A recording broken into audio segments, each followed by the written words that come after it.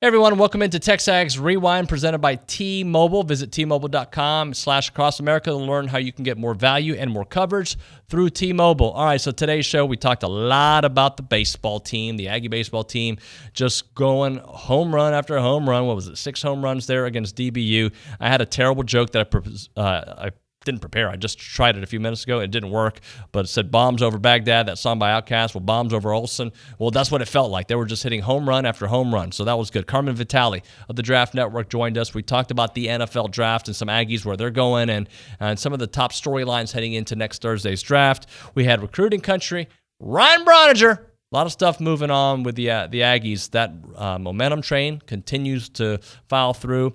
And we talked some baseball with our buddy Kendall Rogers of D1 Baseball. The Ags are peaking at the right time with a tough series coming up against Arkansas.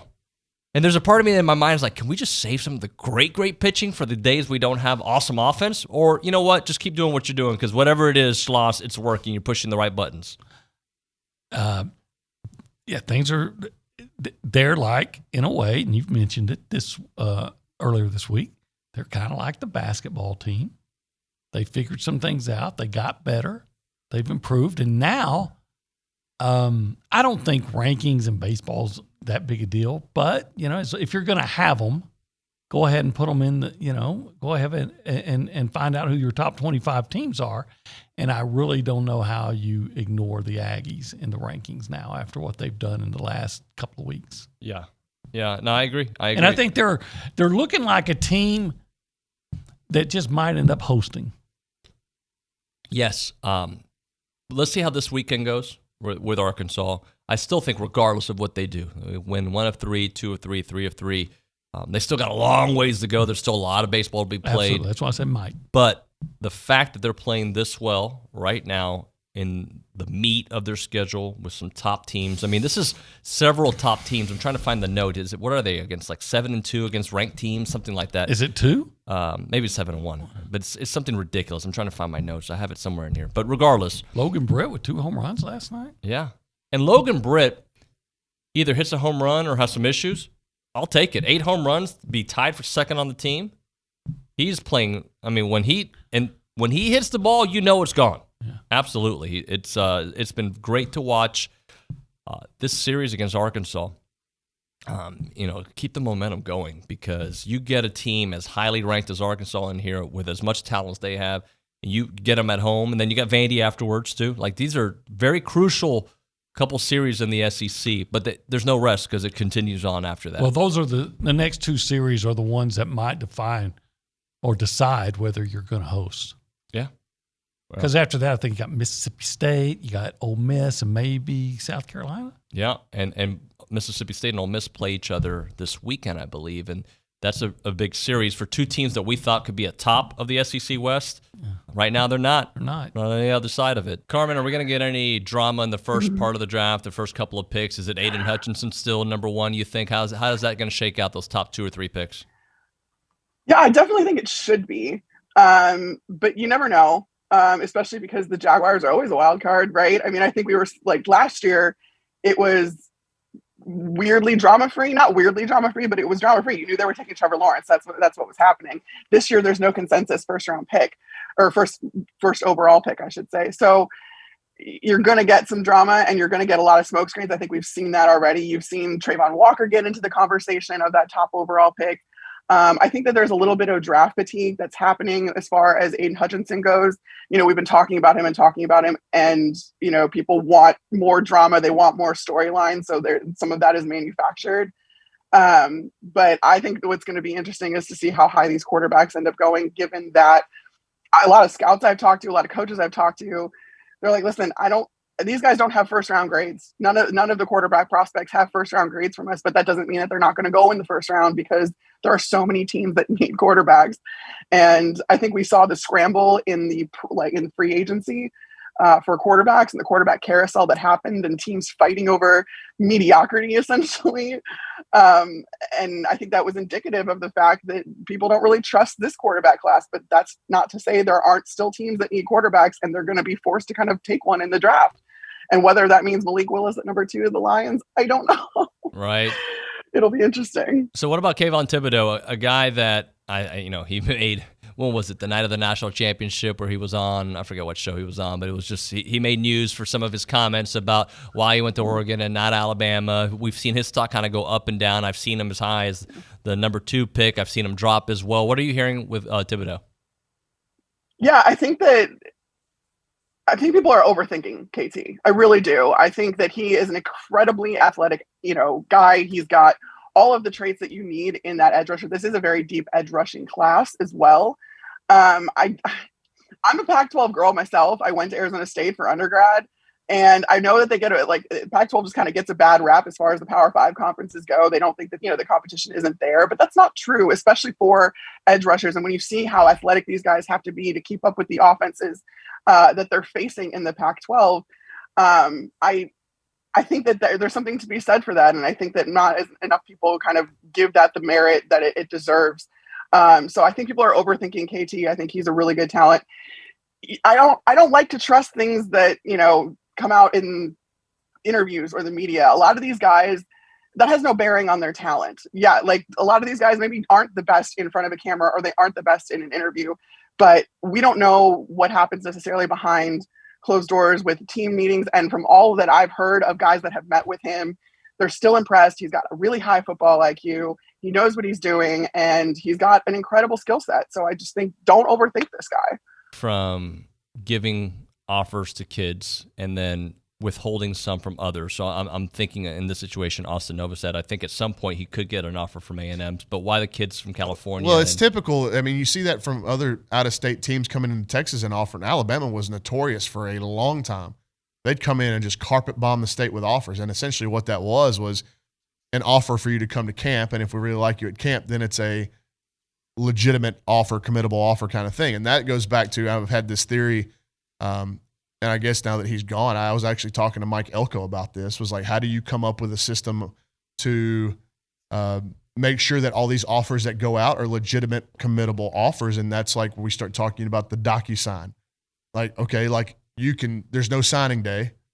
You can sign your scholarship whenever you want it, because whenever I make a legitimate offer to, Cruz Nuno, I send Cruz Nuno a DocuSign, and he can sign it whenever he wants, right? So do you have a DocuSign? Because if you don't, that's not a real offer. Right. That we're just trying to come up with ways to prevent people from just carpet bombing the country with hundreds of offers.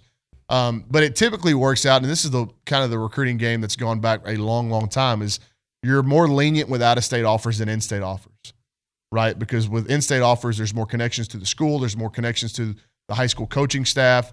You may want a kid from that school down the road. So if you go in and offer a kid and it's not a real offer, it's not a committable offer, or it's not a kid that you're really going to recruit, then down the road when that school or that coach has a guy that you really want, he may be apprehensive to, at least say good things about you or send a kid your way because of how you've dealt with their kids in the past. And I know it got LSU in hot water a couple of years ago in Greater Houston with a couple of schools, a couple of kids that they took early, and then it got to be real late, and LSU backed away from their promise of a scholarship, and the kid had to go find somewhere else to play. A couple of kids. It happened to him in Dallas one time as well. So you do get yourself in hot water when you go out of state and you make a bunch of offers, or you go into like a very fertile recruiting ground and you make a bunch of offers and they're not committable. So how you manage that, it's kind of different amongst the staff. And as long as it's well communicated by the coach making the offer, the head coach or the position coach or the coordinator, whoever's making the offer, as long as that's well communicated with the parents and the whole process is, I think it's something you can easily manage, right? And I go back to Malik Hornsby's situation at Fort Bend Marshall when he chose Arkansas. He wanted to come play quarterback, and A&M was like, dude, we love you as an athlete. We don't know if you can play quarterback. We'll let you start there, but we kind of see you doing something different. And because of A&M's honesty throughout the whole thing and the way they handled it, they're still like the school. When you walk into Fort Bend Marshall, a lot of those kids want to go to A&M. Those coaches have a ton of respect for A&M because of how all those situations were handled. Obviously, having guys come through here like Tony Hurd and Barton Clement, Devon Achane, now Chris Marshall, like A&M's done a good job of taking those kids, but how they handled some of the kids that they didn't take, I think even grew their respect there. Absolutely. Kendall, what is momentum this time of year? And I know you want to be playing your best, especially when you get to tournament time. Sure. But for right now, with this meat of the schedule in front of them and the way they've been playing offensively, and really pitching's been solid as well. Yeah, I mean, I think the big thing is, this is the time of year you want to be playing like this. And it's one thing to be struggling early, but you'd rather struggle early and play like this now than to play really well early and they kind of fizzle out. But I think when you look at this team overall, I think this team is playing with a lot of confidence. You look at that final game against Georgia, and the thing that I like is, the first two games of that series against Georgia kind of went back and forth, and I think the way that they responded in that final game to explode the way they did offensively at the end of that game was really impressive. It kind of gives you an idea of what the mindset of this team is. It kind of gives you an idea of what this offense has in the tank, from a production standpoint, and just the potential there. And so, I like all the pieces right now. I mean, everything's kind of coming together. I mean, obviously, the pitching staff isn't a sure thing just yet. I don't think it's going to be a sure thing all year. But Mason Detmer's really stepped up. He looked outstanding. I thought over the weekend I was able to see his outing on the live stream over the weekend. He looked terrific. And so they're getting some guys just to step up everywhere. So I feel like the staff's done a real job. It's easy. 4 weeks ago or 5 weeks ago, it would be very easy to look at the status of your team and as the team go, man, we're in not very good shape. And, you just don't build a lot of confidence that way. So to go from where they were, let's say after Frisco, to where they are now is really impressive. But Arkansas is a different animal. What kind of team is A&M? For those who haven't watched them play, can they expect here when they come to College Station? So it's a little different Arkansas team than usual. I mean, typically Arkansas is very offensive. And they still got the potential. I mean, they've got guys, Brady Slavens, Robert Moore, Jalen Battles, Peyton Stovall. They've got some really nice offensive pieces. They just have not been a very offensive team for the most part this year. That tells me at some point they're going to kind of figure that out. If you're an A&M fan, you hope that's not this weekend. But they've got potential there. They have not been very offensive. I think the biggest thing when I look at Arkansas is their pitching has been quite a surprise, frankly. Coming into the year, they didn't have Peyton Follett, who had a season-ending injury, and without him, they had a gaping hole at the front of the rotation. What's happened though is Connor Nolan, a former two-sport guy, he's kind of nestled in that Friday role, and the biggest thing for Connor is his breaking ball is a lot better than it used to be. That's been a big key for him becoming a frontline ace. Hagen Smith, the kid out of Bullard, Texas. I want to say that's where former Aggie great Brody Green's from. Hagen Smith from Bullard, Texas. He's had a really nice year for Arkansas from the left side, up to 95. Secondary stuff's just okay, but he's had a really nice year. And I think the biggest X factor, David, for Arkansas is Jackson Wiggins of the Sunday role. He might actually, Rain might actually match up well with him in the sense that he's really heavy with the fastball. But I mean, it's a fastball to 97, 98. He can throw in a pretty good slider as well. But Jackson Wiggins has been a big key. So Arkansas, in short, very impressive pitching-wise, offensively. Hasn't been the team that we expected. Will that come? We'll find out. All right. So yesterday, many of you said hello, David. And I saw it, and I responded to it, and thank you for that. So today, we're going to try another one. We're going to say goodbye, David. If you guys can say goodbye, David, I'm going to respond to you, and it's going to do nothing but maybe add a little bit to the interactions. But let's just do it. While you're doing that, like this video. Comment on the video. You can be something beyond the bye, David. And also share it, subscribe, do all the stuff you're supposed to do on YouTube videos.